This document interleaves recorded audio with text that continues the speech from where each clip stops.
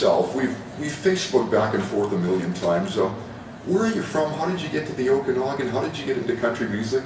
Let's talk about you now. Well, basically, I started music at the age of 7, and I took music lessons and started writing songs. Actually, my first one was I was 13 or 14 years old, and didn't really do much with my music back then. We had moved into a new city. Things kept happening, and of course, I got married young, and my career went on hold to raise my daughter. And now, about 4 years ago, I started writing again and got some international attention with the songwriting competitions. The Song of the Year competition, I've got 7 awards in 3 years. Good. And so this is a compilation on this album of all of the songs that I've, not all of them, but 10 of them that I have written completely. So they're all my own original works. Really good.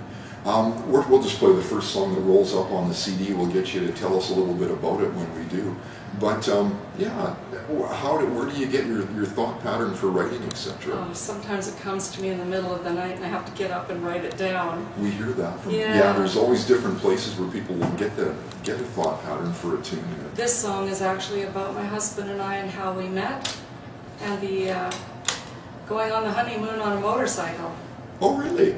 And you met where? We met on the coast in Delta, and after we got married, we moved to Chilliwack for a short time, and then finally settled here. We've been here 10 years. Karen Halverson from SoCountry.ca. She is in studio with us right now as we debut her CD live here. Life Gets a Back to our live in studio interview with Karen Halverson this day. The CD Life Gets a Little Bit Crazy. You heard the title track, and we'll have more music here in just a little bit, but we're back to the conversation, learning about Karen and what she does. Karen, in kind of a team group effort right now, you're working with the West Bank Opry Society, and you had a little bit of a bad hit here in the last couple of weeks. Yes, we did. September 1st, we had a fire at the West Bank Lions Hall, and it's a pretty devastating fire. They're not certain if they're going to have to plow the whole building down and start over, but our equipment was in the building, and we were very unsure for a long time if the equipment was going to be okay. It still needs to be tested, but we did get it out of the building, and it looks like they're going to have to rebuild. And so for the time being, we're moving our show over to the Emmanuel Church on September 29th. The show will run from 3 to 5 p.m. and the doors will open about 1:30. How does it feel in there as compared to before? I guess it won't feel like home quite yet, will it? No, it's a portable stage, and there's room for about 400 people.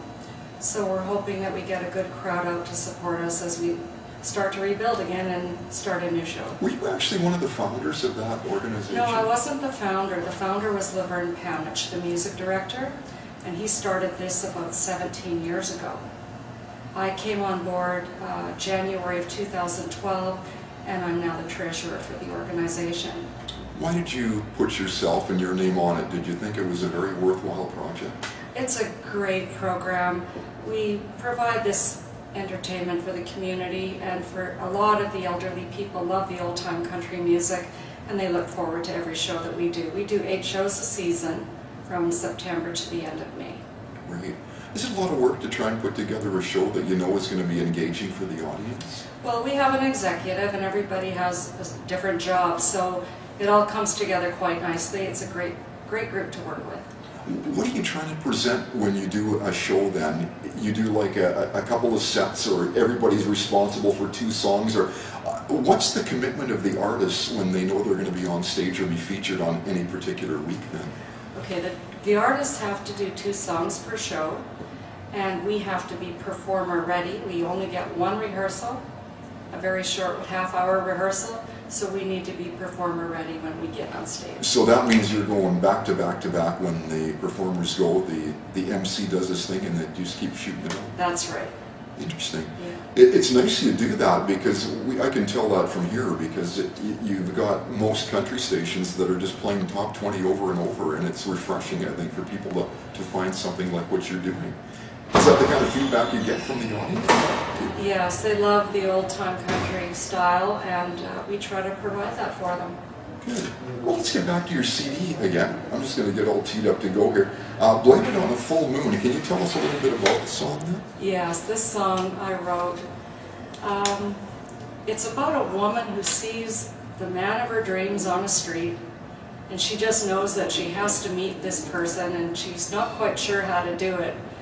So intentionally, she backs into his truck to get his attention, and they meet from that point, and there they go. Did this happen in real life? No. Oh, okay. Not to me, anyway. Oh, I see. No, I just had to make sure that maybe it's one of these real life stories that you hear about. And that's what makes country so special. Very good. Every song I do. Some of the helpers in that, the instrumental people in there? Yes, that's Laverne Panich, our music director from the West Bank Country Opera. Right, who you just talked about. Well, geez, thanks for coming down. My goodness. Oh, it's my pleasure. Yeah, how can people get this CD? It's on CD Baby. Yeah. Just need to type my name in on the search engine and it will come up. Yeah, but they pay you through there? Is that how CD Yes. Baby? I don't even know how CD Baby works. Yeah, you can pay directly through them. Oh, that's good. Thank you very much. Anything else about the CD before we let you go, Karen? Is there going to be more coming from you or not?